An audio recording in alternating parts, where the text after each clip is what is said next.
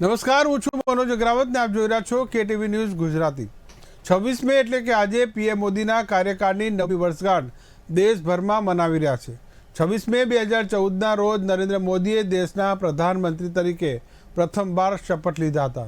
ત્યારબાદ 2019માં ફરી મોદી સરકાર પ્રચંડ બહુમત સાથે સત્તામાં આવી અને 30 મે 2019ના રોજ પીએમ મોદીએ પ્રધાનમંત્રી તરીકે પોતાના બીજા કાર્યકાળના શપથ ગ્રહણ કર્યા।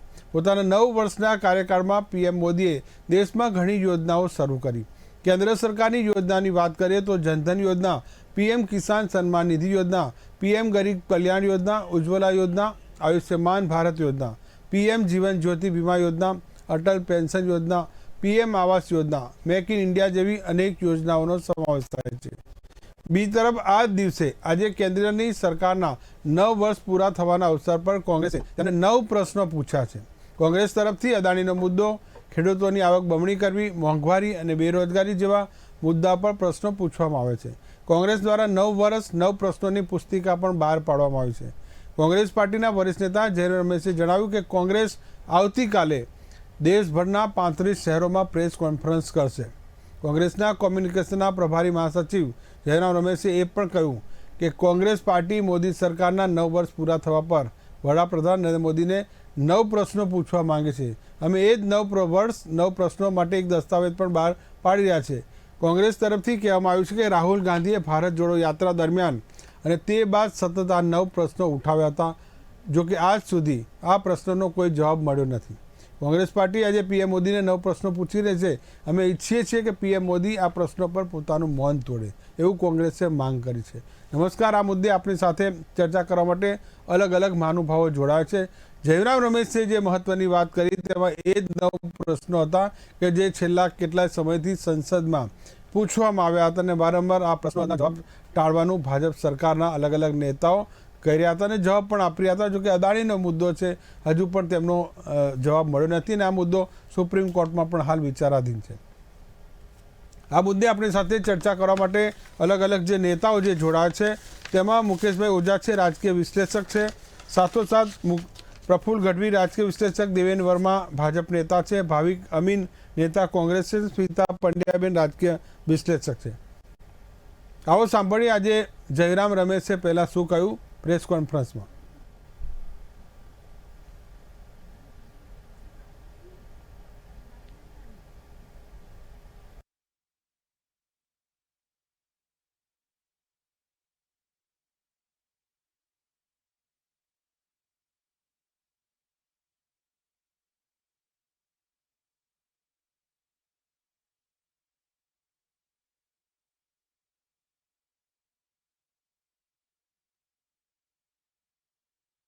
नौ साल जे कोंग्रेसे नक्की कर्યું છે। જયરામ રમેશે જે અલગ અલગ 9 પ્રશ્નો જે પૂછ્યા છે તેમાં પણ સૌથી અગત્યની વાત એ છે કે અલગ અલગ ખેડૂતોનો મુદ્દો છે, મોંઘવારીનો છે, બેરોજગારી જેવા સવાલોનો પુસ્તિકામાં ઉલ્લેખ છે। ચીનનો પણ ઉલ્લેખ છે કે જે રીતે ચીને ઘૂસણખોરી લદ્દાખમાં અને અરુણાચલમાં કરી તેની પણ વાત છે। અદાણીને અને જે પીએમ મોદીના સંબંધોને લઈને પણ આ પુસ્તિકામાં ઘટસ્ફોટ કરવામાં આવ્યો છે। સરકારે જે વચન આપ્યું હતું કે ખેડૂતોની આવક બમણી કરવાનો જે વાયદો આપ્યો હતો એ ક્યારે પૂરો થશે? આ દરમિયાન કહી શકાય કે આજે 2024ની રણનીતિનો એક ભાગ હોઈ શકે। આપણે સાંભળીએ જયરામ રમેશે શું કહ્યું। जैसा कि मैंने कहा था कि बार बार राहुल जी भारत जोड़ो यात्रा के समय कन्याकुमारी से लेकर श्रीनगर तक सभी राज्यों में ये सवाल उठाते रहे, पर इसका जवाब नहीं आया सरकार की ओर से और ख़ास तौर से प्रधानमंत्री की ओर से, क्योंकि ये सारे सवाल प्रधानमंत्री से पूछे गए थे। मैं ये 9 सवाल अब गिनूंगा, दोहराऊंगा और यही मांग करूंगा कि ये 9 सवालों पर प्रधानमंत्री अपनी चुप्पी तोड़े। पहला सवाल अर्थव्यवस्था से संबंधित है। हम लोग सब जानते हैं कि हमारी देश पीड़ित है महंगाई से, बढ़ती हुई बेरोजगारी से, नोटबंदी से, पहला नोटबंदी, दूसरा नोटबंदी, गलत तरीके से जीएसटी लागू होने के बाद जो एमएसएमई खत्म किए गए हैं और इसका पूरा नतीजा आर्थिक विषमताओं पर हमें देखने को मिल रहा है। आर्थिक विषमताएं बढ़ती जा रही हैं। और तो पहला सवाल हमारा अर्थव्यवस्था से जुड़ा हुआ है। ऐसा क्यों है प्रधानमंत्री जी कि देश में महंगाई और बेरोजगारी आसमान छू रही हैं? क्यों अमीर अमीर हो रहे हैं और गरीब हो रहे हैं? सार्वजनिक संपत्तियों को आप क्यों मित्रों को बेच रहे हैं? आर्थिक विषमताओं क्यों बढ़ रही हैं? तो ये पहला सवाल अर्थव्यवस्था से जुड़ा हुआ है और खास तौर से बढ़ती हुई आर्थिक विषमताओं के संबंध में है। दूसरा सवाल कृषि और किसान से संबंधित है, कृषि और किसान से जुड़ा हुआ है।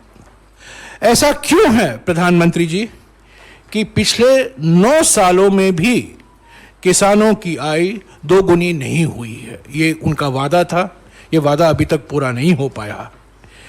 3 काले कृषि कानूनों को रद्द करते समय किसान संगठनों के साथ हुए समझौतों को अभी तक लागू क्यों नहीं किया गया है? एमएसपी की गारंटी क्यों नहीं दी गई है? इस पर बहुत लंबी चर्चा हुई है। पहले किसान संगठनों के साथ सरकार की बातचीत हुई, संसद में भी इस पर बहस हुई, ये काले कानून पारित हुए। उसके बाद मजबूरी से प्रधानमंत्री ने इसको वापस लेना पड़ा। तब के समय कुछ बातचीत हुई किसान संगठनों के साथ और आज भी रद्द करते वक्त जो वादे किए गए थे, जो गारंटी दिए थे, आज तक वो पूरे नहीं हुए हैं। तीसरा सवाल प्रधानमंत्री से, ये तीसरा सवाल पिछले 3-4 महीने से हम कर रहे हैं। खास तौर से मित्रवादी पूंजीवाद का मिसाल जो हमें देखने को मिल रहा है, रोज कुछ ना कुछ मोडानी कहानी जो हमें उसको अखबारों में, टीवी में, मीडिया में कई माध्यमों से हमें जानकारी मिलती रहती है। ऐसा क्यों है प्रधानमंत्री कि अडानी को फायदा पहुंचाने के लिए एलआईसी और एसबीआई। તો આ હતા જયરામ રમેશે, કોંગ્રેસના પ્રવક્તા 9 સવાલો જે કરી રહ્યા છે અને કેન્દ્ર સરકારને જે સવાલ કર્યા છે જેમાં બેરોજગારી, મોંઘવારી, અર્થવ્યવસ્થાને લઈને કર્યા છે। આપણી સાથે જે અલગ અલગ મહાનુભાવો જોડાય છે, સૌથી પહેલા દેવેન વર્મા પાસેથી જઈશું, ભાજપના નેતા છે। દેવેનભાઈ, જે 9 વર્ષ આજે જે પૂર્ણ કર્યા છે પીએમ સરકારે, કઈ ઉપલબ્ધિ જે છે તે ખાસ ગણવા માંગશો? પહેલા તો આપે જેમ કહ્યું કે 9 વર્ષ સવાલો માટે કોંગ્રેસ એક પુસ્તિકા બહાર પાડવા જઈ રહી છે, પણ હું આપને કહેવા માંગીશ કે 9 વર્ષમાં શું થયું અગર એ હું કહેવા ઈચ્છું ને તો આ ડિબેટનો ટાઈમ પણ ઓછો પડે। આપણે જયરામ રમેશજીના આપે સવાલો આપણે સૌને સંભળાવ્યા, પણ આપણે એ પણ જોયું છે કે જે પ્રેસ કોન્ફરન્સ આપણા ભાજપના નેતાએ કરી આમના સવાલોના જવાબમાં, તેમણે કહ્યું કે એક તો એ હતું કે આમના સવાલો પાયા વિહોણા હતા, બટ જે જુઠ્ઠું ફેલાવાનું કામ કોંગ્રેસ આજ દિવસ સુધી કરતી આવી છે અને આવનારા દિવસોમાં પણ જે કરવા જઈ રહી છે તેના એક સવાલનો જવાબ ભારતીય જનતા પાર્ટીના આપણા નેતાશ્રી દ્વારા આપવામાં આવ્યો છે પ્રેસ કોન્ફરન્સ કરીને। હું આપના માધ્યમથી કહેવા માંગુ છું કે તેમણે કોવિડ મેનેજમેન્ટ વિશે પણ સવાલ ઉભો કર્યો છે। કદાચ આપણે સાંભળ્યું નહીં હોય, બટ તેમના એક સવાલમાં કોવિડ મેનેજમેન્ટ પણ છે। આખું વિશ્વ જ્યારે ભારતે જે રીતે કોવિડ મેનેજમેન્ટ કર્યું તેને વખાણે છે, ત્યારે આપણા જ લોકો આ રીતની વાત કરે તે ખૂબ જ શરમજનક કહેવાય। જ્યારે આજના દિવસે ભારતમાં 200 કરોડથી પણ વધારે વેક્સિનેશનના ડોઝ આપણે આપી ચૂક્યા છે અને બુસ્ટર ડોઝ અલગથી કોંગ્રેસના નેતાઓએ પણ, રાહુલ ગાંધીજીએ પણ લેટ ગમે ત્યારે એમણે પણ ડોઝ લઈ જ લીધો હશે વેક્સિનેશનનો, પણ ત્યારે હું આપણે કહેવા માંગુ છું કે સૌથી વધારે 200 કરોડથી પણ ડોઝ ઇન્ડિયામાં લેવાઈ ગયા છે। 100થી વધારે દેશોમાં આપણી વેક્સિન આપણે પહોંચાડી ચૂક્યા છે। વેક્સિન ડિપ્લોમેસીના આધારે નરેન્દ્ર મોદી સાહેબે, આપણી ભારત સરકારે વિશ્વમાં જે સ્થાન પ્રાપ્ત કર્યું છે ઇન્ડિયાએ, આજે આપણે સૌ જોઈ જ રહ્યા છે. આપણે સૌને ખબર હશે કે થોડા દિવસ પહેલા જ હમણાં જ યુએસના પ્રેસિડેન્ટ બાઇડને કહ્યું હતું કે નરેન્દ્ર મોદી સાહેબ, મારે તમારો ઓટોગ્રાફ જોઈએ. હમણાં જ આપણે જોયું હશે કે ઓસ્ટ્રેલિયામાં જે હિસાબે મોદી સાહેબની સભા થઈ અને ત્યાંના પીએમએ કહ્યું Narendra Modi is the boss. એટલે આપણે સૌએ, આપ સૌ મીડિયાના મિત્રોએ આ જાણ્યું છે કે ભારત આજે કઈ સ્થિતિમાં છે. 2014 પહેલા કયું હતું, ત્યારે આપણા પ્રધાનમંત્રીની શું વેલ્યુ હતી, આજે આપણા પ્રધાનમંત્રીની શું વેલ્યુ. પીએમ મોદીએ વિશ્વ સ્તરે પણ કામ કર્યું છે, વિશ્વ સ્તરે પણ તેમની નામના વધી છે. આપણે ભાવિકભાઈ અમીન પણ આપણી સાથે જોડાયા છે, કોંગ્રેસ નેતા. ભાવિકભાઈ, જે રીતે દેવેનભાઈએ પોતાના સરકારની જે સિદ્ધિઓ ગણાવી અને પીએમ મોદી વૈશ્વિક સ્તરે કયા પ્રકારના નેતાઓ સાથે મળે છે, શું સંબોધન કરે છે, તે તેમણે બતાવ્યું. શું કહેશો? જુઓ, દેવેનભાઈએ જે વાત કરી એ જે પ્રચાર પ્રસારનું જે માધ્યમ છે ને એના આધારે એમને વાત કરી છે. હમણાં તમને કહું કે છેલ્લો એક આંકડો આવ્યો છે કે અત્યાર સુધી એમને 9 વર્ષમાં જે વિદેશ યાત્રાઓ કરી અને જે બધું કર્યું એનો લગભગ કંઈ 568 સમથિંગ કરોડ રૂપિયાનો ખર્ચોનું જે એક આરટીઆઈ એક્ટિવિસ્ટ હતો એને માગ્યો છે. હવે તમે વિચાર કરો કે વિશ્વની અંદર કોઈ બીજા વિશ્વની અંદર તમે વિશ્વના દેશોમાં જાઓ તો ત્યાંની સરકાર કોઈ તમને ઇવેન્ટ મેનેજમેન્ટ ને બધું નથી કરવા દેતી. એ પ્રોપર તમે જે પ્રોગ્રામમાં ગયા હોય એ પ્રોગ્રામના આધારે જ આ વસ્તુ થતી હોય.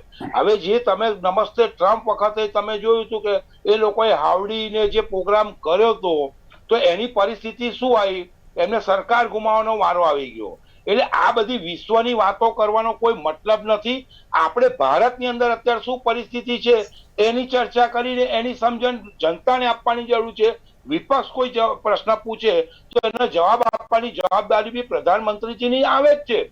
જો એમને સારા કાર્યો કર્યા હોય અને ઉપલબ્ધિ મળતી હોય તો એમને વિપક્ષને જવાબ આપવો જોઈએ. પરંતુ આજ દિન સુધી તમે જુઓ એમને કોઈ એક પ્રેસ કોન્ફરન્સ નથી કરી. એમને એમના જે વિચારો છે તે બી મનની વાતથી રજૂ કરે જેથી તમારે સામે કોઈ પ્રશ્ન પૂછી ના શકે. અને અત્યારે પરિસ્થિતિ એવી આવી ગઈ છે કે એવું તમે સમજો કે એમની જે વોટ્સઅપ યુનિવર્સિટી હોય કે એમની જે વાયવાઈ હોય, પાકિસ્તાનને ભિખારી બનાવી દીધો, બાંગ્લાદેશનો બૂચ મારી દીધો, ચાઇનાને ચૂપ કરી દીધું. આ બધી વસ્તુની વાતો કરીને માર્કેટિંગ કરવાથી કોઈ મતલબ નથી. આજે હું તમને કહું સાહેબ, 2020 ની વાત કરું, જયારે વાત થઈ કે ભાઈ ચાઇના અંદર ઘૂસી રહ્યું છે ત્યારે એમને ઓફિશિયલી સ્ટેટમેન્ટ આપ્યું કે ના એવું કશું છે જ નહીં. અને હવે અત્યારે તમે જુઓ કે સેટેલાઇટ ઉપર જે ફોટા આવી રહ્યા છે એ લોકો જે અરુણાચલનો જે પ્રદેશ છે ત્યાં ગામોમાં એ લોકો ગામો બનાવી દીધા, નામ આપી દીધા, પરંતુ બી મગની મરી પાડવા તૈયાર નથી. અને નોટબંધીની વાત કરીએ તે વખતે તો બહુ મોટી મોટી વાતો કરેલી કે નોટબંધી કરવાનો કોન્સેપ્ટ એવો હતો કે ભાઈ દેશમાંથી કાળું નાણું છે એ જતું રહેશે અને આતંકવાદીઓની કમર તૂટી જશે. પરંતુ આજે પણ આપણા જવાનો જે છે એ સરહદ ઉપર શહીદ થાય છે. હવે તકલીફ ક્યાં આવે છે કે એ સમજ નથી પડતી જનતાને. જે કોંગ્રેસે જે પ્રશ્નો પૂછ્યા છે એ જનતાના હિતમાં પૂછ્યા છે. કોંગ્રેસે પોતાની પાર્ટીની સત્તા માટે નથી પૂછ્યા. આજે દરેક વર્ગ મોંઘવારીથી બેઠેલો છે. જનતા વતી પ્રશ્નો જે પૂછાય તે પીએમ મોદી અથવા તેમના તરફથી કોઈએ આપવા ખૂબ જ જરૂરી છે પણ મળતા નથી. આપણી સાથે મુકેશભાઈ ઓઝા પણ છે, રાજકીય વિશ્લેષક. નમસ્કાર મુકેશભાઈ. મુકેશભાઈ, જે વાત થઈ રહી છે કે 9 વર્ષના જે મોદી સરકારના શાસનકાળની શું ખોયા શું પાયા, એટલે જે સરકાર ભાજપ છે તેમની ઉપલબ્ધિ બતાવી રહી છે અને કોંગ્રેસ છે તેમને 9 વર્ષનો હિસાબ માંગી રહી છે. કોંગ્રેસે 9 વર્ષના ઇતિહાસમાં માત્ર 9 પ્રશ્નો પૂછી લીધા અને એ પણ 9 પ્રશ્નોની અંદર એમણે જે કાર્ય દરમિયાન જે કાર્ય એવરેજ 70 વર્ષથી જે પ્રશ્નો છે એ જ પ્રશ્નો ઉપર એમણે પ્રકાશ મૂક્યો છે, ચાહે બેરોજગારી હોય, મોંઘવારી હોય કે એ હોય. આજે અમેરિકા અને જર્મની દેશની અંદર પણ આ પ્રશ્નો નડી રહ્યા છે. જે દેશ વિકસિતમાં જઈ રહ્યું હોય ત્યારે આ પ્રશ્નો હોય છે. એટલે આજના જયરામ રમેશજીના જે પ્રશ્નો છે એ પ્રશ્નોની અંદર કોઈ તથ્ય દેખાતું નથી. બીજી વાત કે પ્રધાનમંત્રીશ્રીએ 9 વર્ષની અંદર વિશ્વ ફલક પર જે ભારતનું નામ પ્રતિષ્ઠાપૂર્વક આજે વિશ્વ લઈ રહ્યું છે એ સુધારાવાદી સ્પષ્ટ નીતિ મોદી સાહેબની છબી વિશ્વ ફલક ઉપર આવી છે.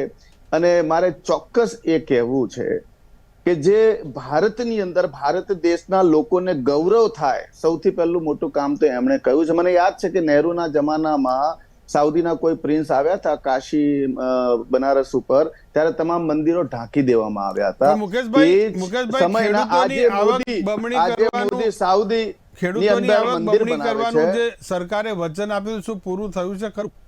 ના, એ જે એમને યોજના બનાવી હતી MSP ઉપર, એમને ખેડૂત આંદોલન રાજનીતિક પ્રેરિત જે ખેડૂત આંદોલન હતું, એ ખેડૂત આંદોલન માટે મોદી સાહેબ એકદમ અડગ રહ્યા હતા, પણ છેવટે રાજનીતિના કારણે એમને એક કાયદો પાછો લેવો પડ્યો. આજે એના કારણે જ એમની MSP ની ડબલ વૃદ્ધિ થઈ નથી, એ ચોક્કસપણે કહી શકાય છે. એ સિવાય હજારો યોજનાઓ એવી છે, ઇજ્જત ઘર જેવી યોજનાઓ છે, ઉજ્જવલા જેવી યોજનાઓ છે, અને જે ડાયરેક્ટ કોરોના કાળ દરમિયાન 80 કરોડ લોકોને જે મફત અનાજ આપવું, અને જે દેશની અંદર રસી પોસાય નહીં, કિંમતે ખરીદીને પોસાય નહીં, એ દેશની અંદર જ્યારે 130 કરોડ લોકોને મફત રસી વિતરણ કરવું, એ વિશ્વએ નોંધ્યું છે. વિશ્વએ નોંધ્યા પછી એ ચોક્કસપણે કહી શકાય છે કે મોદી ભારત માટે રાષ્ટ્ર કોરોનાની કામગીરીને આપ શ્રેષ્ઠ કરી રહ્યા છો. આપણી સાથે પ્રફુલભાઈ ગઢવી પણ છે, રાજકીય વિશ્લેષક. પ્રફુલભાઈ, કઈ નજરથી આપણે જોવો છો 9 વર્ષના સરકારના શાસનકાળને?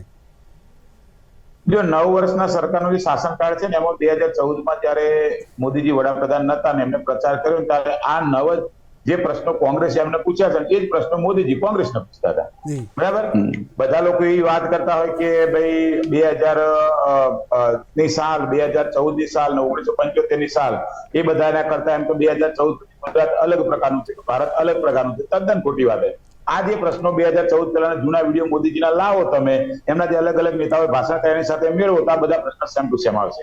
હવે બીજી વાત ઉપર આવું, આ 9 પ્રશ્નો પરથી, કે આજે કોઈ પણ એવું કહેતું હોય કે ભાઈ આપણે ભાજપ જે શાસન છે એમાં બધા લોકોને કોરોનાની રસી આપી, તો કોઈ નવાઈ નથી કરતું. જૂના જમાનામાં રાજાના રજવાડાઓ હતા, એ રાજાના પ્રાઇવેટ રજવાડા હતા, છતાં પણ એની પ્રજા માટે એ લોકો અનાજના ભંડાર ખુલ્લા મૂકી દેતા હતા. અહીંયા વડાપ્રધાન બનવા માટે, સંસદ સભ્ય બનવા માટે કોઈ તમને આમંત્રણ નથી આપતું. આપણે સામેથી ફોર્મ ભરીએ છીએ કે ભાઈ મારે સંસદ સભ્યમાં ચૂંટાવું છે, ચૂંટ્યા પછી મારે સરકાર બનાવી છે, સરકાર બનાવીને મારે લોકોની સેવા કરવી છે. બરાબર, કોઈ તમને ઘેર પૂછવા નહીં આવતું તમે આ નહીં આવો, તમારો વગર દેશ નહીં ચાલે. એટલે પહેલું તો આપણે પ્રજાના જે પૈસા ખર્ચીને આપણે એમ કહીએ કે ભાઈ અમારી આ સ્કીમથી પ્રજાના ફાયદો થયો. આખા વર્લ્ડના બધા જ દેશોએ કોરોનાની રસી આલી, કોઈ ઇન્ડિયા એકલા આલી એવું નથી. બરાબર, બીજી વાત ઉપર આવું કે એવું કીધું ભાઈ ખેડૂતોની આવક 2022માં ડબલ કરવામાં આવશે, તો મોંઘવારી 4 ગણી થઈ જાય. આજે ખેડૂતની બાજરીનો ભાવ 300 રૂપિયાથી 400 રૂપિયા જ ગયો, ખાલી 100 રૂપિયા જ વધે. એની સામે ખાતાના તમે જો 2200 રૂપિયા સુધી પહોંચી સમસમાટ કરતું. બીજી વાત આપણે કરીએ કે મોદીજી એક વિશ્વ ઇમેજ છે, તો તદ્દન ખોટી વાત છે. જો વિશ્વ ઇમેજ હોત તો ડોનાલ્ડ ટ્રમ્પ હારત જ નહીં. બરાબર, ડોનાલ્ડ ટ્રમ્પની પાછી સરકાર રિપીટ થાત. પછી બીજી એક વાત કરીએ કે ભાઈ મોદીજી ઓસ્ટ્રેલિયા, ડોનાલ્ડ ટ્રમ્પને ઇન્ડિયાને ક્યાં લેવા દેવા? પ્રોટોકોલ મુજબ પ્રચાર ના કરી શકે. કોઈ પણ વિશ્વના કોઈ પણ દેશનો વડાપ્રધાન કે વિશ્વના કોઈ પણ દેશનો રાષ્ટ્રપતિ હોય, એ કોઈ પણ દેશ પ્રચાર નહીં કરી શકે. મોદીજી હાવડી જે કર્યું ને એમાં પ્રચાર જ કરે તો ઓસ્ટ્રેલિયામાં ગયા પ્રચાર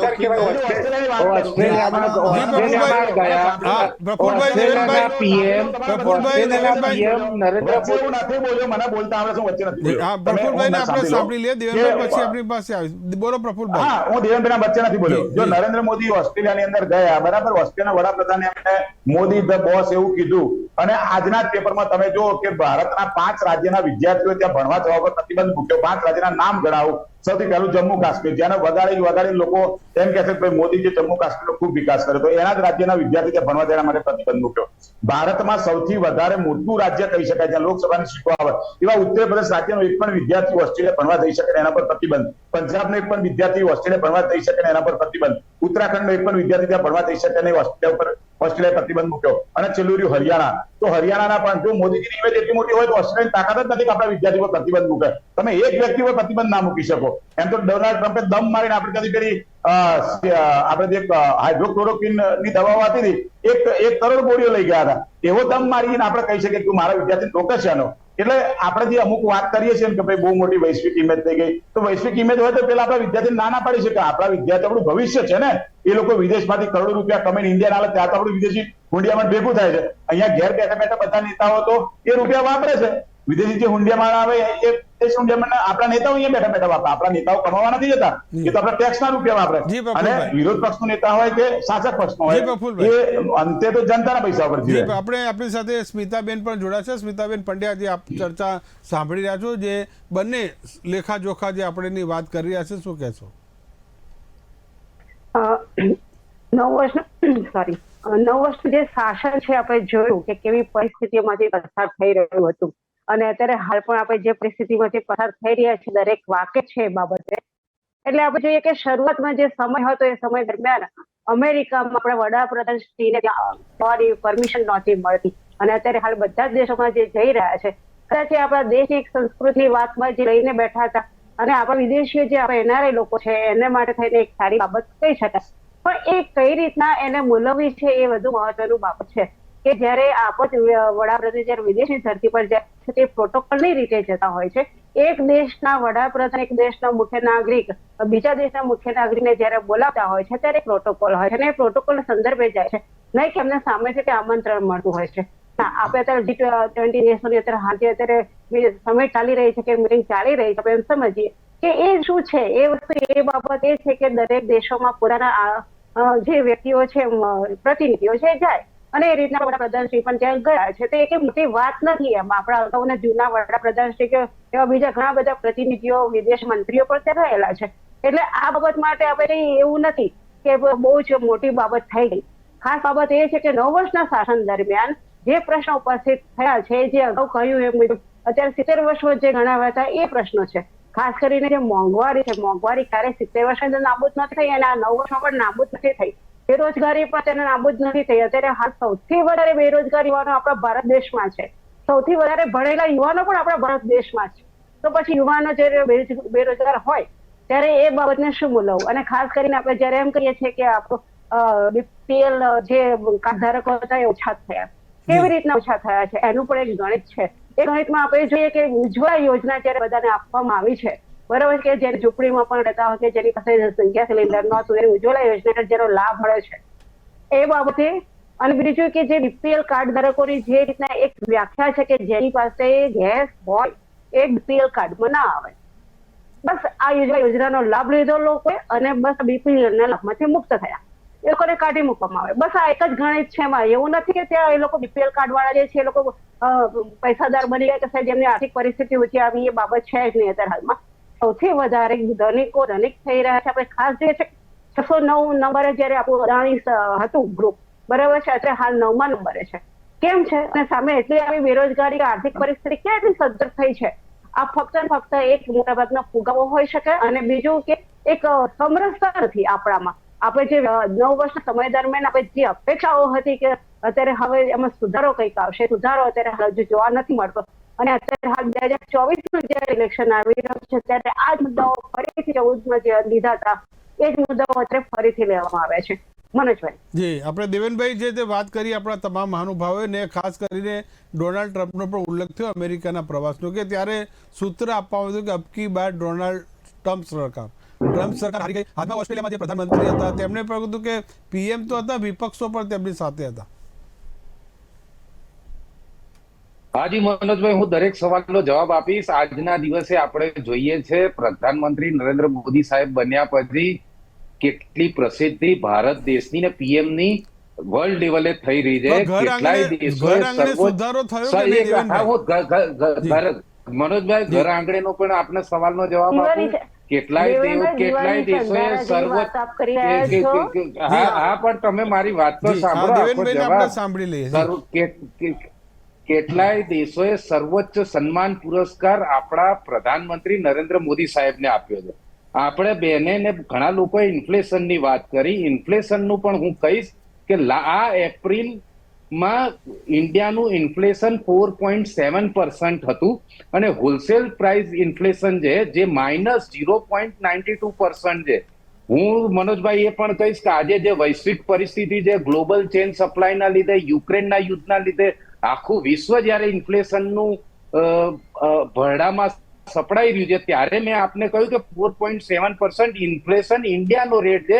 એની સામે તમે વિકસિત દેશોને જુઓ કે યુએસએ નો અત્યારે 8.9%, ઓસ્ટ્રેલિયાનો 8.5%, ફ્રાન્સનો 17.5%, સ્વીડનનો 20.2%. એ કેટલાય તમને આપણને બધાને જ ખબર છે કે આપણા પાડોશી દેશો નાદાર થવાની પરિસ્થિતિમાં છે. ત્યારે ઇન્ડિયન ઇકોનોમી, કોંગ્રેસના મિત્રને હું કહેવા માંગુ છું કે જ્યારે કોંગ્રેસની સરકાર હતી ત્યારે ઇન્ડિયન ઇકોનોમી ટોપ ફ્રેજાઇલ 5 માં હતી. ફ્રેજાઇલ એટલે તૂટી પડે ને, આપણને બધાને ખ્યાલ હશે. ટોપ ફ્રેજાઇલ 5 માં ઇન્ડિયન ઇકોનોમી હતી. ત્યારે આજે ઇન્ડિયન ઇકોનોમી ટોપ 5 કન્ટ્રીઝમાં છે વર્લ્ડ લેવલે. ભાઈએ હમણાં વાત કરી વિદેશી હુંડિયામણની પણ વાત કરતા. તમારા ટાઈમમાં એક મિનિટ પહેલા સાંભળી લો. તમારા ટાઈમમાં ટોપ 5 ફ્રેજાઇલમાંથી આ ટોપ 5 વર્લ્ડમાં છે. વિદેશી હુંડિયામણની વાત કરીએ, મતલબ આ જે અંગ્રેજોએ આપણા ઉપર રાજ કર્યું હતું તે ઇંગ્લેન્ડને આપણે ઇકોનોમીની દ્રષ્ટિએ પાછળ પાડી દીધું છે. વિદેશી હુંડિયામણની વાત કરીએ તો આજે રશિયાને આપણે પાછળ પાડી દઈને વિદેશી હુંડિયામણમાં ફોરેન રિઝર્વ ઇન્ડિયા પાસે સૌથી વધારે છે. હું આપને એ પણ કહીશ કે યુક્રેનને ગ્લોબલ સપ્લાય ચેનના લીધે આપણને તકલીફ થઈ છે. આપણે શું કહેવાય એગ્રીકલ્ચર લેવલની વાત કરી, જ્યારે MSP પહેલા 1360 હતો રૂપિયા પર ક્વિન્ટલ ધાનનો ભાવ, તે આજે 2007 રૂપિયા છે. જવાર જે 1530 રૂપિયા હતી, જે આજે MSP 2270 રૂપિયા છે. જે બાજરાનો ભાવ 1250 રૂપિયા. ગરીબ અને મધ્યમ વર્ગની પણ વાત કરીએ. ગેસ સિલિન્ડર 2014 પહેલા શું ભાવ હતો?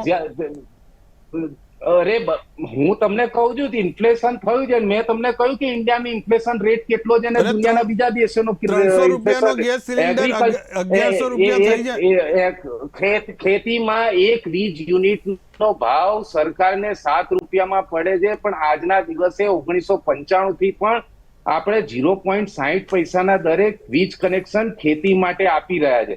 હું આપને કહું, પ્રધાનમંત્રી શ્રી નરેન્દ્ર મોદી સાહેબ જેવા જ પહેલા પ્રધાનમંત્રી બન્યા, તેમણે નર્મદા હેઠળ સરદાર સરોવરના ડેમની જે હાઇટની માંગણી હતી, જે ગુજરાત દ્વારા કરવામાં આવતી હતી વર્ષો સુધી, જે કોંગ્રેસ સરકારે નથી કરી, તે તેમણે 17 દિવસના એમના પ્રધાનમંત્રી બન્યા પછી નર્મદા સરદાર સરોવરની જે આપણી માંગણી હતી ડેમની હાઇટને તે પૂરી કરી.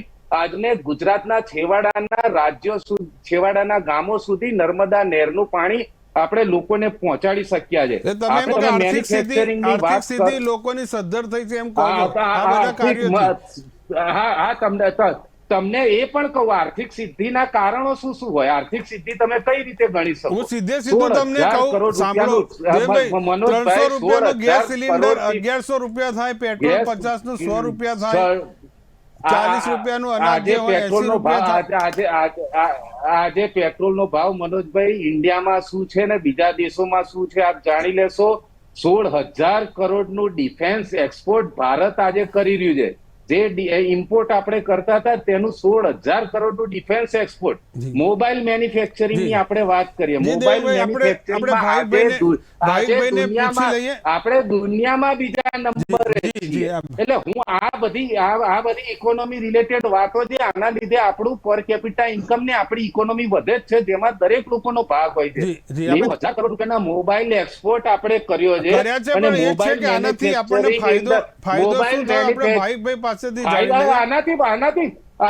આનાથી ફાયદો આપણે મિનિમમ 2014માં 78% મોબાઈલ આપણે બહારથી ઇમ્પોર્ટ કરતા હતા. ત્યારે આજે જે આપણે જે મોબાઈલ ફોન્સ યુઝ કરીએ છીએ એ 99% ઇન્ડિયામાં બનેલા છે.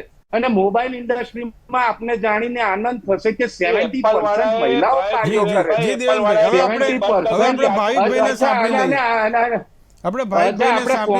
કોંગ્રેસના મિત્રએ આપણે સુરક્ષા વિશે પણ વાત કરી. હું આપણે એમ પછી ફરી આપની પાસે ફરી આવીશ આપની પાસે. આપણે ભાઈભાઈને સાંભળી લઈએ બેઠા થોડી વાર પછી વાંચજો. ભાઈ હા હા બોલો ભાઈ, જે રીતે અમારી જોડે તો ડેટા છે એટલે બોલીએ. અરે હું એ તમને કહું છું કે ડિબેટ ની અંદર 5 પેજો લઈને આવ્યા એટલે બોલ ના કરો, થોડું બીજા બેને તક આપો એટલે ખબર પડે કે તમારા દરેક સવાલના જવાબ હું આપતો હતો. એટલે હું તમે જે એપલ ફોન ની તમે વાત કરો છો એ કંપની અહીંયા ઇન્ડિયામાં આવી હમણાં જ એપલ ના CEO ટીમ કુક આવીને ગયા ને એમણે કહ્યું કે we are looking at the India as the biggest market.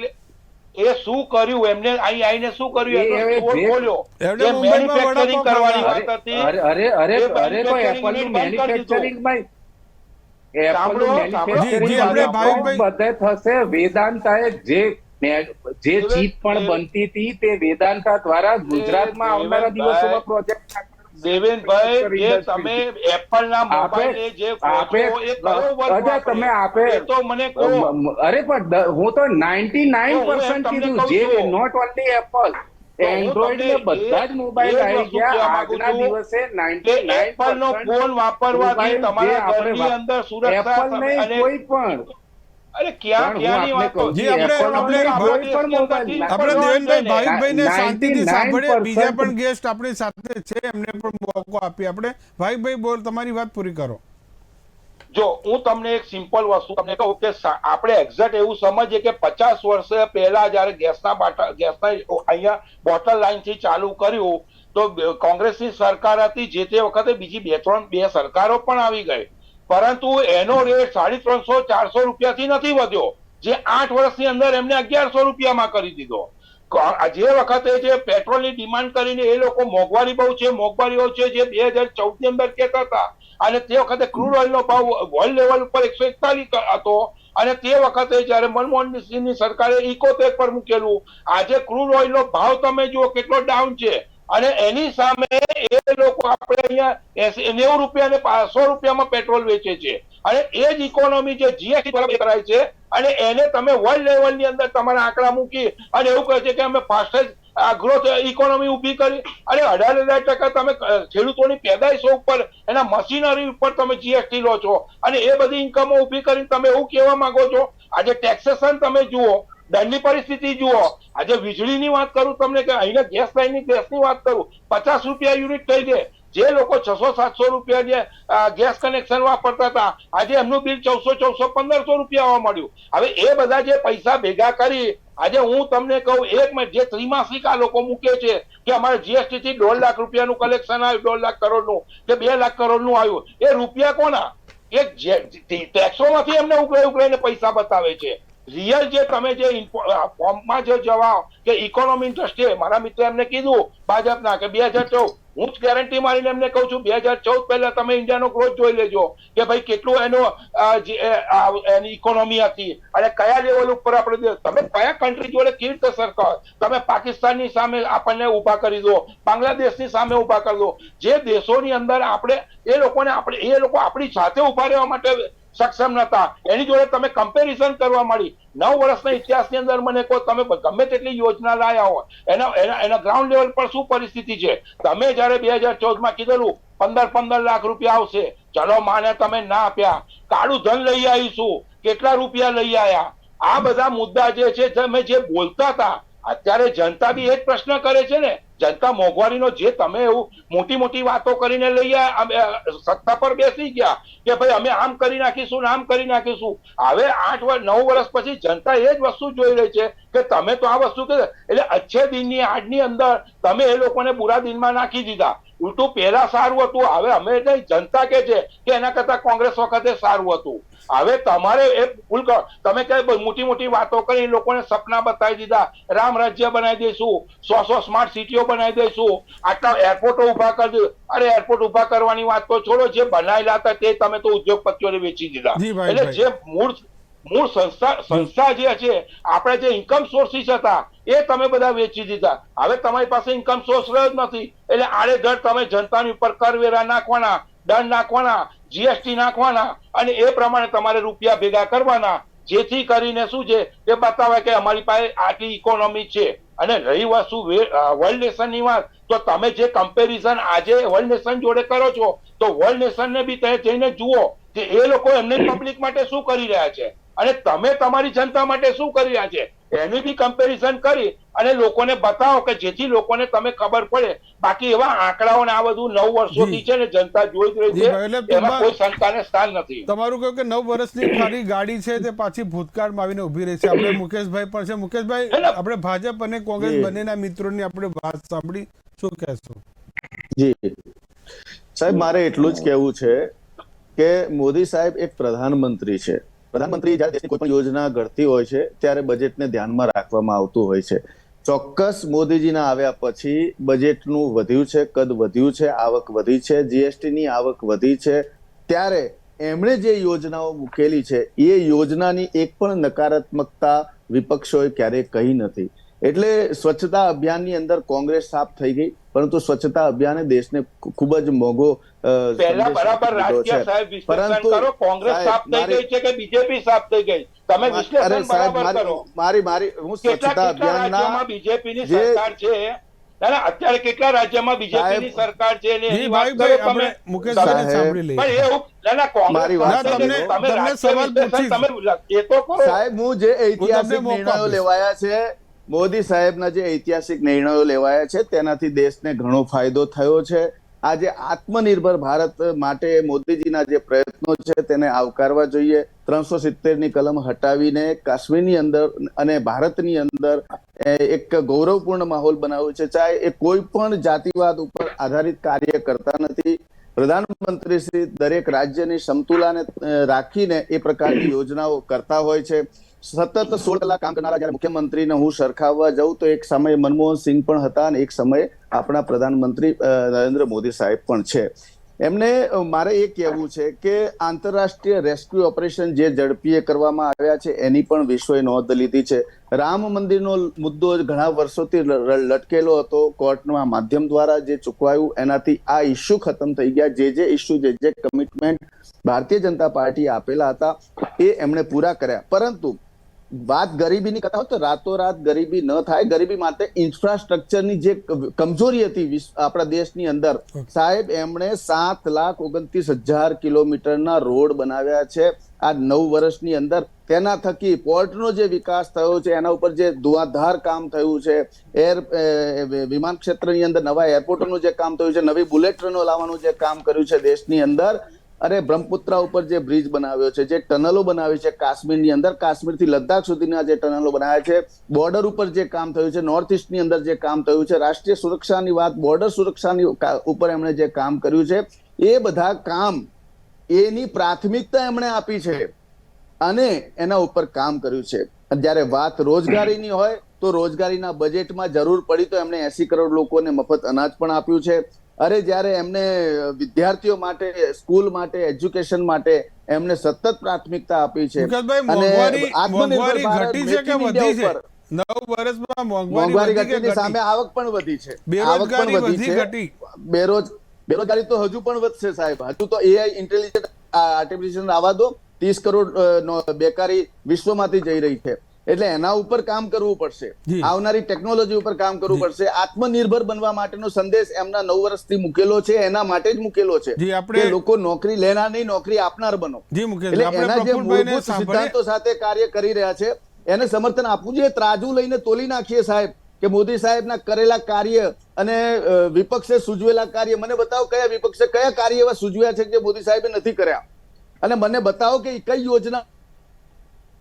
તો આ હતા જે મુકેશભાઈ જે કહી રહ્યા છે કે પીએમ મોદીએ અલગ અલગ જે ક્ષેત્રોમાં જે કામો કર્યા છે એ ખૂબ જ પ્રશંસનીય છે. પછી ટનલ બનાવવાનું કામ હોય, જમ્મુ કાશ્મીરમાં રોડ હાઈવે બનાવવાની કામ હોય, બીજી જે એમની સરકારની જો યોજનાઓની વાત કરીએ તો 9 વર્ષના કાર્યક્રમમાં અનેક યોજનાઓ છે. પણ પ્રમુખ યોજના છે ધન જન યોજના, પીએમ કિસાન સન્માન નિધિ યોજના, પીએમ ગરીબ કલ્યાણ યોજના, ઉજ્જવલા યોજના, આયુષ્યમાન ભારત યોજના, પીએમ જીવન જ્યોતિ વીમા યોજના, અટલ પેન્શન યોજના, PM Awas Yojana, make in India જેવી અનેક યોજનાઓ સરકારે 9 વર્ષમાં લાગુ કરી છે ને જેના ફળ મળી રહ્યા છે. જ્યારે કોંગ્રેસના જે આક્ષેપ છે કે જે 9 વર્ષને 9 પ્રશ્નો કે જે હજી સુધી જવાબ નથી મળ્યો. કોંગ્રેસના જે પ્રવક્તાને આપણે એ પણ સાંભળ્યા કે તેઓ મોદી પીએમ બન્યા બાદ એક પણ પ્રેસ કોન્ફરન્સ કરીને કોંગ્રેસના જે જનતા વતી જે સવાલો છે તેના જવાબ હજુ સુધી તેમણે આપ્યા નથી. અર્થવ્યવસ્થાની જે તેમણે સૌથી મોટો મુદ્દો એ ઉપાડ્યો હતો કે અર્થવ્યવસ્થા ડામાડોળ થઈ છે, તેની સીધી અસર બેરોજગારી, મોંઘવારી ઉપર પણ થઈ રહી છે. નોટબંધી બંધ અને જે ટૂલ આવ્યા તેનાથી દેશને નુકસાન થયું છે. જીએસટીને કારણે એમએસસીના તમામ ઉદ્યોગો છે તે ખતમ થયા છે. બીજી વાત તેમણે કોંગ્રેસના નેતા એ પણ કરી કે જે સાર્વજનિક સંપત્તિ છે જે દેશની તે તેમના પોતાના મિત્રોને અદાણી અંબાણીને જે આપી દીધી છે તેને લઈને પણ વિરોધ હતો અને તેને લઈને પણ સવાલો છે તે હજુ સુધી જવાબો મળ્યા નથી. 6 વર્ષમાં જે ખેડૂતોની આવક બમણી કરવાની હતી તે પણ થઈ નથી. પ્રફુલભાઈ આપણે ગઢવી આપણી સાથે જોડાશે. શું કહેશો પ્રફુલભાઈ? જો હું ડબલ ડોલકી નહીં બોલું, હું જે એકદમ ક્લિયર કહીશ. બરાબર, અત્યાર સુધી વિપક્ષોએ કેટલાય બધા સુઝાવ વડાપ્રધાનશ્રીને અને અત્યારે જે રૂલિંગ પાર્ટી કહેવાય જે સરકાર છે એને આપ્યા, પણ એમને માન્યા નથી. હું તમને એક એક્ઝામ્પલ અત્યારે જ આપી દઉં કે આપણા સંસદનું ઉદઘાટન છે, લગભગ આજથી 29 તારીખ છે, સોમવાર બાજુ 28 તારીખ. હા 28 તારીખ છે ને.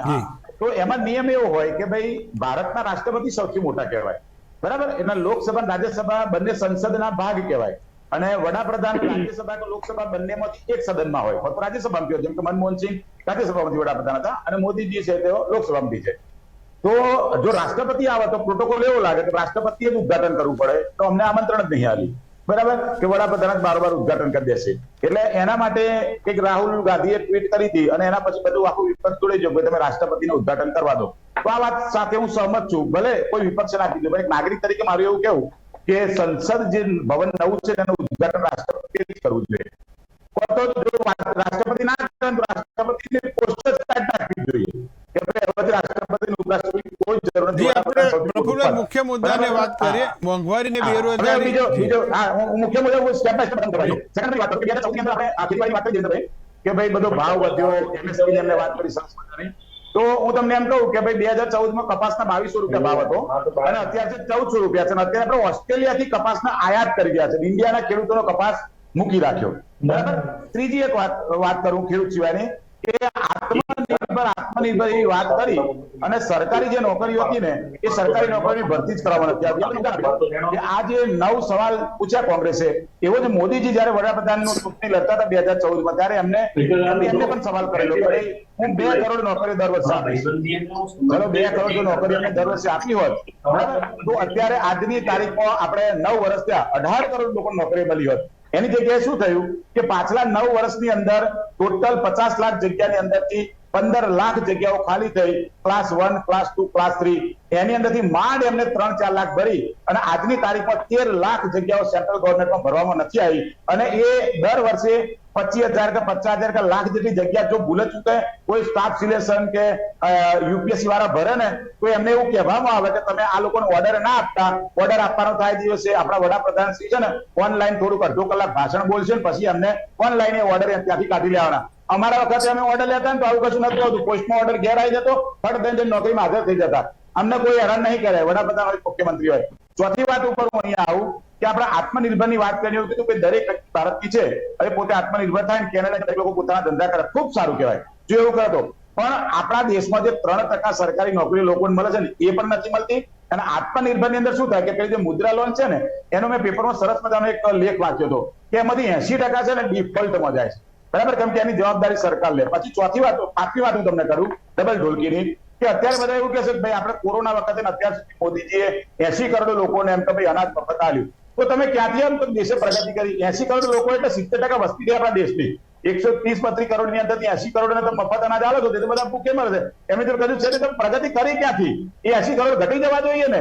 80 કરોડ ના તમારે 20 કે 30 કરોડ આવી જવા જોઈએ. તમે દર વખતે બધા જ કહેતા હોય એમ કે 80 કરોડ લોકો નરેન્દ્ર મોદી દર વર્ષે મફત ખાવાનો ઓર્ડર ચાલે તો આપણો દેશ ગરીબી દેખાઈ ગયો.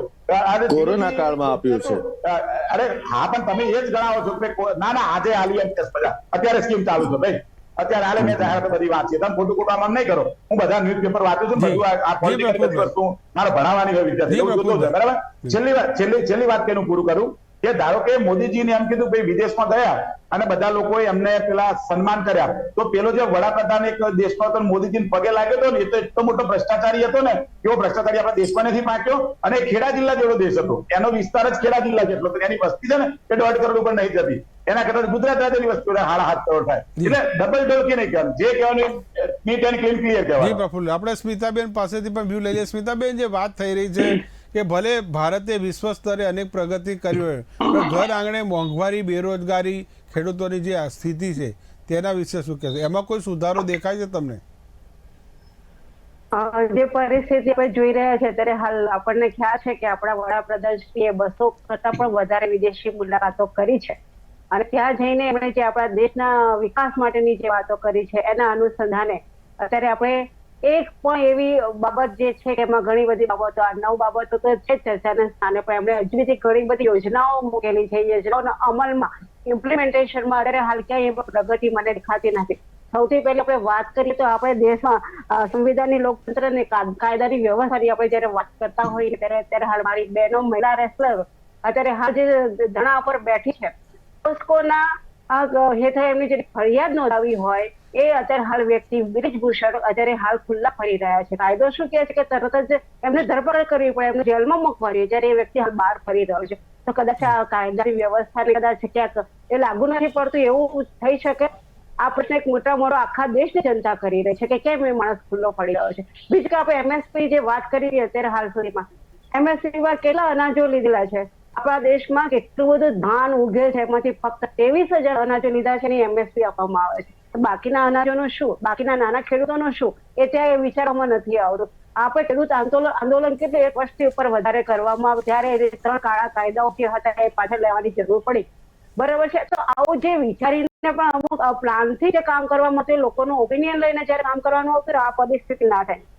સૌથી વધુ કે મુકેશભાઈ જે વાત કરી હતી કે ઇન્ફ્રાસ્ટ્રક્ચરની ને બધી જે વાત કરી, એમાં એ જરૂરી છે, દેશના વિકાસ માટે રોડ રસ્તાની જરૂર છે, ઉદ્યોગોની જરૂર છે, બધું છે, લોકોને એની રોજગારી પણ આપવામાં આવે છે, ના નથી એ બાબતની. પણ જયારે રોજગારી આપવામાં આવે છે ત્યારે કોને આપવામાં આવે છે? 11 મહિનાના કાળથી રોજગારી આપવામાં આવે છે.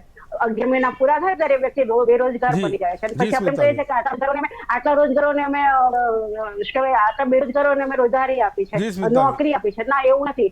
દર 11 મહિને બેરોજગાર થઈ જતો વ્યક્તિ ક્યારેય એમાં આગળ નથી આવતો. બેરોજગાર એટલે જે નોંધાયેલી વ્યક્તિઓ છે એમાં તમે કાયમી નોકરી કોને આપો છો ને કેટલા વ્યક્તિઓને તમે એમાં આપો છો એ જરૂરી છે. એટલે ફક્ત ને ફક્ત આંકડો વધવાથી સામે એટલો બાદ પણ થતો હોય છે, પણ વિચારવું જરૂરી છે. ભાઈ જે વાત એ થઈ રહી છે કે 2014 પહેલાની કોંગ્રેસનું જે શાસનની કમ્પેરિઝન થઈ રહી છે કે 2014 પહેલા શું હતું ને અત્યારે 2023 સુધીમાં શું છે. એ મેં તમને કીધું ને વિવેકભાઈ કે તમે 2014 જુઓ, પરિસ્થિતિ ખરાબ હતી, મોંઘવારી હતી, એવું તો હતું નહીં કે મોંઘવારી તે વખતે નથી, પણ બને એટલું તે વખતે પરિસ્થિતિને ધ્યાનમાં રાખીને તમે વિચાર કરો કે જયારે વેલિડેશનની અંદર તમારે 141 થી 147 ના ક્રૂડ ઓઇલના ભાવ હોય અને તે વખતે જયારે 71 રૂપિયામાં પેટ્રોલમાં તમને એડજસ્ટ કરીને જયારે મનમોહનસિંહ સરકાર આપતી હોય અને એને મોંઘવારીના તમે મુદ્દા એ ઉભા કરતા હોય, તે વખતે 25 રૂપિયા ગેસના બોટલના ભાવ વધ્યા 420 થી 425, ત્યારે આજ બીજેપી વાળાને એ તે વખતે મોંઘવારી લાગતી હતી. હવે શું થઈ ગયું? હવે ડાર્લિંગ લાગવા માંડી. હવે જયારે એમને જવાબ આપવાનો આવ્યો, વિપક્ષ તરીકે કોંગ્રેસ બી પૂછશે ને પબ્લિક પણ પૂછશે કે ભાઈ તમે જે કીધેલું એનું અત્યારે શું કર્યું. પણ કોંગ્રેસના શાસનમાં જે રીતે બીજેપીએ સશક્ત વિપક્ષની ભૂમિકા ભજવી, ઠેર ઠેર જે આંદોલનો કર્યા તેને કારણે તેઓ સત્તા સુધી પહોંચ્યા. તમારું જે આ જે સંઘ છે એ દિલ્હી કેમ નથી પહોંચતો? ના, હું તમને જો એની એક વસ્તુ તમને કહું, અહીં ભારતની જનતા છે એ ભોળી છે, એમને ભરમાઈને એ લોકોએ સત્તા લીધેલી છે. તમે જુઓ આપણું correction, India against corruption, Ramdev Baba ને કેજરીવાલ આવી અને એમને જે બધી વસ્તુ કીધી અને કે જે ભાઈ કરેક્શનમાં લોકાયુક્ત ને લોકપાલ લાવો ને આ લાવો તે લાવો, ત્યાર પછી જયારે કોંગ્રેસની સત્તા એ પરિવર્તન થઈ ગયું, અત્યારે અન્નાજી પણ નથી દેખાતા, કેજરીવાલ એમની જગ્યાએ ગોઠવાઈ ગયા છે. એટલે આ બધી વસ્તુ જનતા જોઈ રહી છે, એમાં કોઈ શંકાને સ્થાન નથી. તમે જનતાને એક વખત મૂર્ખ બનાવી શકો, વારંવાર મૂર્ખ ના બનાવી શકો. હું તમને કહું 2014 ના તમે એમના સ્ટેટમેન્ટ જોઈ લેજો, એમને ચોખ્ખું કીધેલું કે હું સત્તા પર આવ્યા પછી પહેલું કામ ખેડૂતોના દેવા માફ કરવાનું કરીશ. એમને ખેડૂતોના દેવા તો માફ ના કર્યા, ઉપરથી ઉદ્યોગપતિઓના 10 લાખના દેવા માફ કરી નાખ્યા. એમને એવા બધા કેટલા 100 દિવસની અંદર દરેક કોઈ પણ પાર્ટીનો હશે એ ભ્રષ્ટાચારી હશે, હું એને જેલમાં નાખી દઈશ. કેટલાને જેલમાં નાખ્યા એનો પણ આંકડો આપે. વિદેશોની અંદર જો વાહવાહી થતી હોય તો આજની તારીખમાં તમે જે 370 કલમો ખસેડી અને જે તમે ત્યાં આગળ જે પુનર્વસન કરવાનું જોઈએ પંડિતજોનું એ કેટલું કર્યું છે એના આંકડા આપો. મણિપુર સળગી રહ્યું છે એ પણ વિદેશી લોકો જોઈ રહ્યા છે. તમે જે એવું કહેતા હોય ભાજપના લોકો કે ભાઈ અમારે બહુ મોટી વાહવા થાય છે, તો તેમની બી એજન્સીઓ છે ને અહીંયા દેશની ઉપર નજરો રાખીને બેઠેલી છે. એટલે ખોટી મીડિયામાં આવીને ચર્ચાઓ આપણે દેવેનભાઈ પાસેથી તમામ બાબતોના આપણે સવાલના જવાબ લઈ લઈએ કે દેવેનભાઈ સત્તાધારી પક્ષના જે વ્યક્તિ છે. દેવેનભાઈ જી મનોજભાઈ, હું સૌથી પહેલા તો આપણા કોંગ્રેસના મિત્રએ એમ કહ્યું કે ઇન્ડિયા અગેન્સ્ટ કરપ્શન ની એની વાત કરી. હું એ કહેવા માંગુ છું કે કરપ્શનની એ લોકો વાત કરે છે કે જેમણે દરેક જગ્યાએ જમીન, આકાશ, અંડરગ્રાઉન્ડ દરેક જગ્યાએ કરપ્શન કર્યું હોય, પછી 2G સ્કેમ હોય, કોમનવેલ્થ સ્કેમ હોય, આદર્શ કૌભાંડ હોય, સબમરીન કૌભાંડ હોય કે હેલિકોપ્ટરનું કૌભાંડ હોય, અરે જેમના એક મિનિટ જેમને પડે મારી વાત સાંભળો. જેમના જે કોંગ્રેસના નેતાઓ તમે ગણ્યા હતા એમાંથી ભાઈ આપણે દેવેનભાઈ પાસેથી આપણે જવાબ લઈ લઈએ. તમે જે મનોજભાઈ જે કોંગ્રેસ સવાલો જે કર્યા છે આપણે એને જવાબ લઈ લઈએ દેવેનભાઈ પાસેથી. મનોજભાઈ, આ જે કોંગ્રેસના મિત્ર બોલી રહ્યા છે એમના નેતાઓ આજે બેલ ઉપર બહાર જે નેશનલ હેરાલ્ડ ખોટી ખોટી છે. 50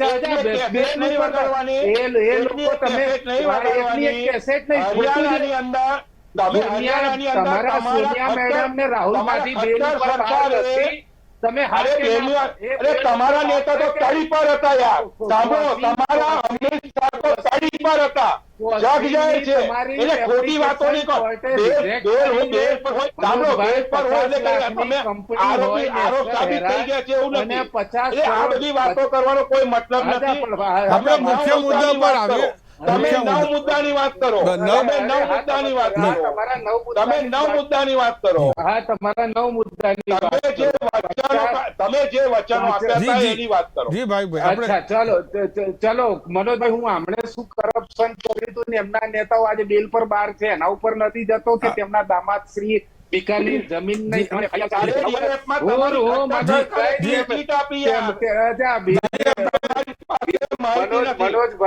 દેવેનભાઈ, ભાવિનભાઈ, પ્રફુલભાઈ, આપણે જે સમયનો અભાવ છે અહીંયા ડિબેટ પૂરી કરી છે. ફરી મળીશું. આપ જે સૌ જોડાયા ખૂબ આપનો આભાર. ફરી મળીશું એક નવા મુદ્દા સાથે. નમસ્કાર.